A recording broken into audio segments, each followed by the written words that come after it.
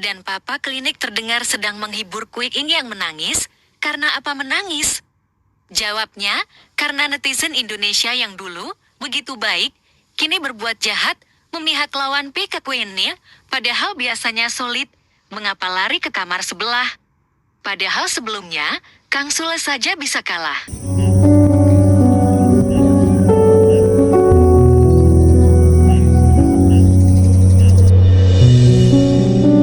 Ditinggal netizen atau dikhianati. Semuanya itu memang menyakitkan. Wajar jika Kuing dari Vietnam begitu sakit hati dan menangis terseduh-seduh. Mengapa? Seperti halnya Amerika yang begitu sakit hati kepada orang Indonesia yang pasok drone ke Iran dan Hamas. Apa yang mereka takutkan itu kini terjadi. Perang saat ini beda dengan zaman dahulu. Kini gedung dan persenjataan bisa dimusnahkan dengan kendaraan drone. Asalnya Kang Sule komedian Indonesia yang kesohor itu begitu mudah dikalahkan Kuing. Kini netizen memilih Lin Lin. Biasanya Kuingnya seharian penuh bahkan hingga malam tanpa istirahat bermain TikTok. Orang-orang terkenal sekelas Kang Sule bisa Kuing kalahkan dengan angka yang sangat jauh. Lin Lin dianggap netizen terlalu mudah dikalahkan, maka perlu dibantu oleh teman Kuing dari Indonesia. Lin Lin orang Vietnam berhijab ini pendatang baru di TikTok yang dianggap sangat lemah untuk melawan Kuing. Karena netizen Indonesia begitu cinta Kuing karena Harris Kui. Mengapa Lin Lin keluar sebagai pemenangnya di PK TikTok itu? Inilah yang membuat Kuing sakit hati dan mengadu ke Harry. Apa hubungannya tangisan Kuing dengan kebijakan Korea dan Timur Tengah? Korea Utara jor-joran membantu militan Palestina untuk balas dendam ke Israel. Selain melatih Hamas, pasukan elit Korea Utara juga melatih pasukan Hizbullah dan Houthi. Bahkan Korea Utara diam-diam juga memasok senjata ke militan Palestina. Dilansir dari Tribunnews.com pada Kamis 18 Tentu saja Lin Lin yang sangat lemah di mata netizen ini bisa terbukti keluar sebagai pemenangnya.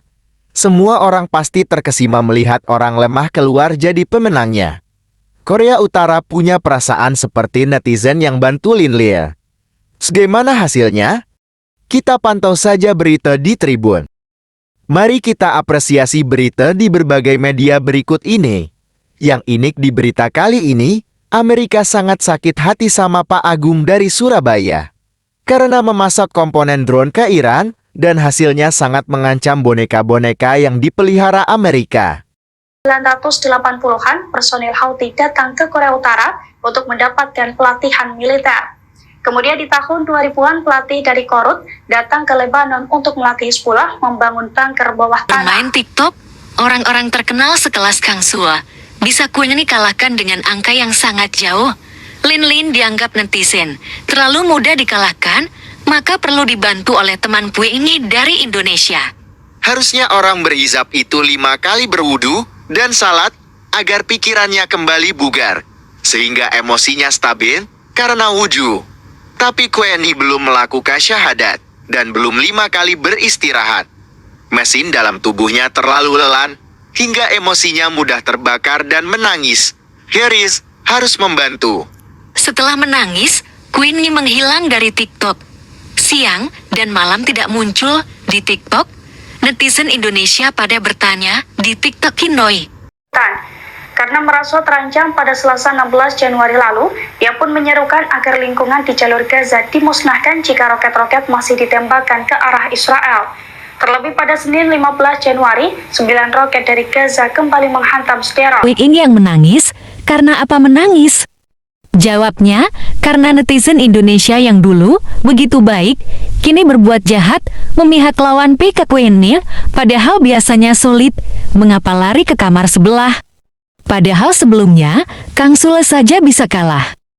Lin Lin wanita Vietnam yang berhijab putih telah memikat netizen Indonesia dan meninggalkan Kuing. Karena merasa terancam pada Selasa 16 Januari lalu, ia pun menyerukan agar lingkungan di jalur Gaza dimusnahkan jika roket-roket masih ditembakkan ke arah Israel. Terlebih pada Senin 15 Januari, 9 roket dari Gaza kembali menghantam Sderot, yang mana wilayah tersebut dulunya dibangun di atas reruntuhan desa Najd di Palestina. Desa tersebut dibersihkan secara etnis dari penduduk Palestina pada tanggal 13 Mei 1948 oleh pasukan Zionis. Diketahui sebelumnya sekitar 9.500 roket, peluru, dan serangan drone telah diluncurkan ke wilayah Israel dari jalur Gaza, Lebanon, Suriah, dan juga Yaman. Agar pikirannya kembali bugar, sehingga emosinya stabil karena wudhu. Tapi QNI belum melakukan syahadat dan belum 5 kali beristirahat. Mesin dalam tubuhnya terlalu lelah, hingga emosinya mudah terbakar dan menangis.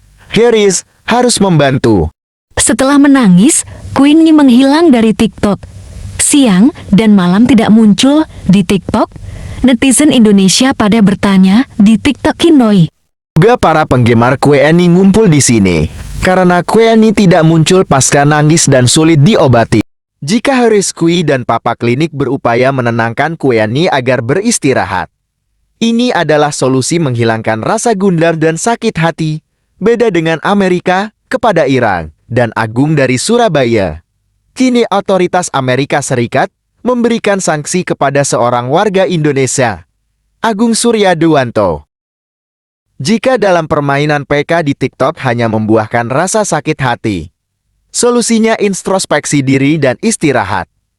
Beda dengan Amerika, karena perusahaannya yang bernama Surabaya Hobby dinyatakan telah memasak komponen drone akhirnya mengeluarkan sanksi. Amerika menyebut pesawat hasil produksi Iran itu didistribusikan ke kelompok-kelompok teroris di Timur Tengah dan juga ke Rusia dalam perang Ukraina. Apakah Hamas di Timur Tengah teroris? Agung Suryadewanto membantah laporan tersebut tidak benar dan tidak pernah kirim ke perusahaan di Iran. Lin menang saat PK melawan QNI berkat bantuan netizen Indonesia. Kini para hacker Indonesia juga diduga bermain dalam perang Rusia lawan Ukraina dan perang di Timur Tengah lewat ekspor komponen drone untuk militer tempur. Jangan remehkan kemampuan kaum milenial yang pandai merekayasa komputer, otomotif, bahkan media. Orang Vietnam bisa menangis dan Amerika panik di Timur Tengah. Jangan anggap sepele tangisan QNI saat kalah PK di TikTok. Hal ini sesungguhnya bisa membuka cakrawala perpolitikan internasional. Lupakan tangis QNI, fokus ke drone Iran di pameran industri pertahanan di Teheran. Pada 23 Agustus tahun 2023, sanksi selain ke Indonesia, Amerika Serikat juga menjatuhkan sanksi kepada entitas dan individu yang berbasis di Iran, Malaysia, dan Hong Kong karena mendukung produksi drone milik Iran.